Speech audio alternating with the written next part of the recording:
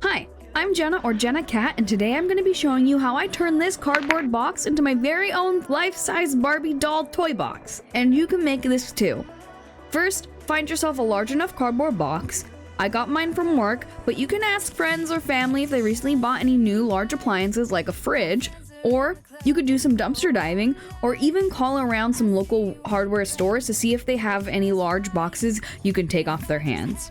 I began by measuring out where I wanted to cut the display hole. If you Google Barbie box, most of the photos you see leave only a small lip at the top and then a larger lip at the bottom, which is where Barbie's name will go. My cardboard box is actually 2 boxes stacked on top of each other, so don't be afraid to make adjustments to your own Barbie box if you don't have quite the right materials.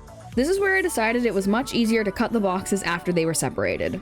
I got a box cutter and followed the lines I already drew to make as straight of cuts as possible. They weren't perfect cuts, but no one is really going to notice or care once I start taking photos in this awesome and unique photo booth. I added some clear packing tape to reinforce the tops and bottoms of the boxes, but once I started painting, this tape did not hold up well at all.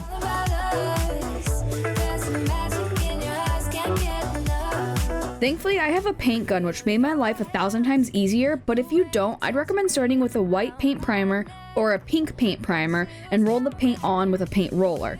How many times can I say paint in one sentence? If you go the spray paint route, definitely prime the box with a white paint first.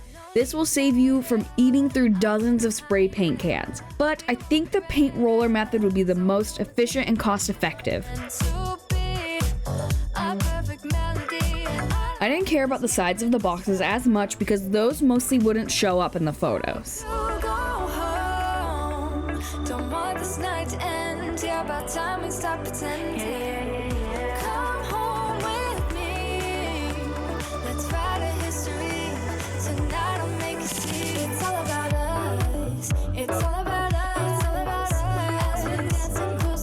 Okay, I did not realize how much paint I'd get in my hair using the spray gun, so today I'm wearing a headband to protect my hair, and I'll actually wear a mask today too.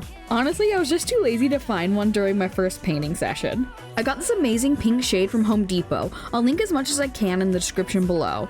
For reference, I used about a quart of white primer and a quart of pink paint.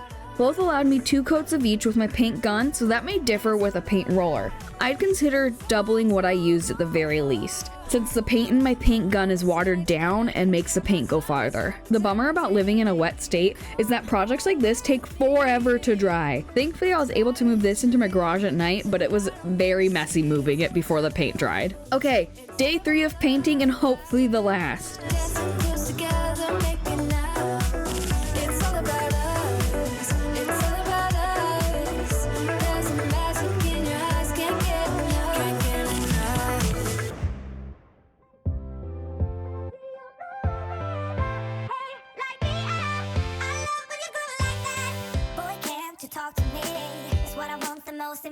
Here are my pretty and pink boxes! I seriously can't wait to get them assembled again. That's honestly the most exciting and nerve-wracking part about these large projects. I never really know how it's going to look until I get the pieces together. And yeah, I didn't paint the back because no one's gonna see it.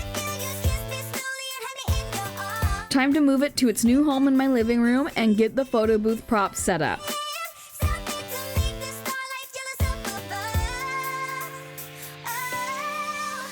I printed out a large Mattel sign that I'll glue to a piece of cardboard to give it structure. And I printed out the Barbie letters in the Barbie font.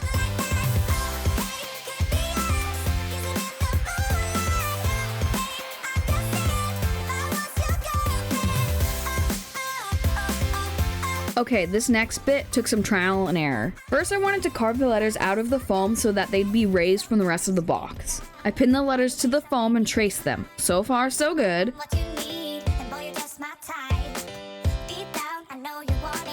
But once I got out my hot wire cutters, I just couldn't keep a steady hand, so the cuts were looking really jagged, and it was taking way too long.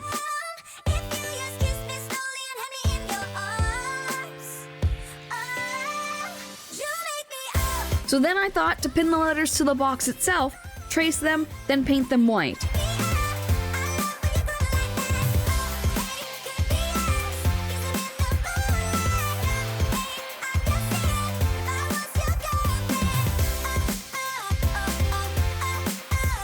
This also took way too long, and again, my hand wasn't steady enough to make clean lines. And this method would have had to take 2 coats at the least. I simply did not have the time or patience for that. So I took a spare piece of cardboard, cut it at an angle since technically the Barbie toy box displays Barbie's name at an angle, and painted that pink.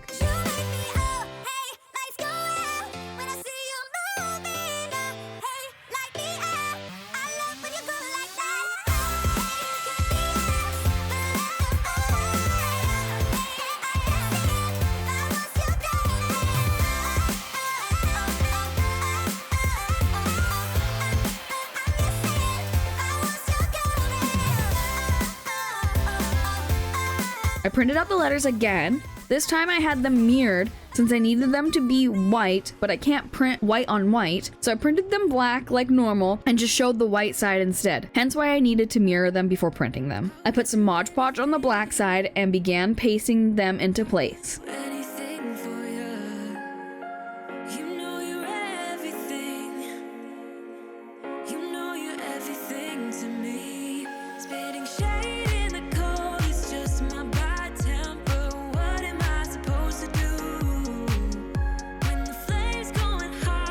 Then I used just a little bit of hot glue to glue this new panel onto the front of the box.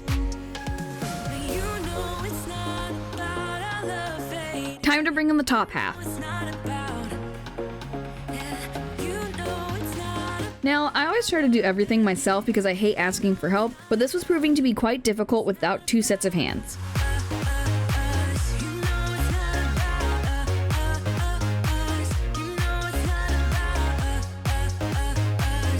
So I enlisted the help of my boyfriend. He held the top box in place while I used clear packing tape to secure it. If I had unlimited time and money, I'd make this box again, but wider so more people could fit in it, and I'd use foam panels instead of cardboard. This would make the box way sturdier and look more polished with clean cuts. I think I'm arsenic, but you don't mind that I'm toxic. Somehow you're fine with it, even when I'm chaotic. Now I'm blowing up balloons from Amazon for the balloon arch. This took quite a while, but I got help from a couple other people to help blow up the rest of the balloons.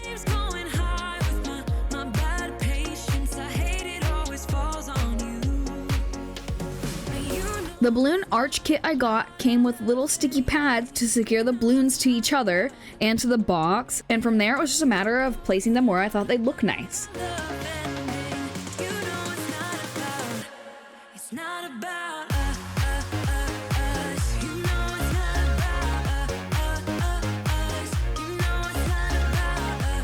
And there we have it, my very own life-size Barbie Toy Box photo booth. This was so much fun to have at my Barbie-themed Halloween party, and we got so many great photos in it. I'm really happy I decided to make this project. Even though it did take a lot of time, it was still so much fun to do, and the outcome was incredible. I hope y'all try to make your own Barbie box at home and have beautiful outcomes just like this. Thank you so much for watching, and I'll see y'all in the next video.